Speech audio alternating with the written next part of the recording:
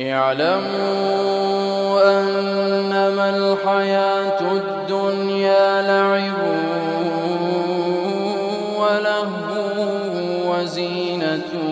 وتفاخر بينكم وتكاثر في الأموال والأولاد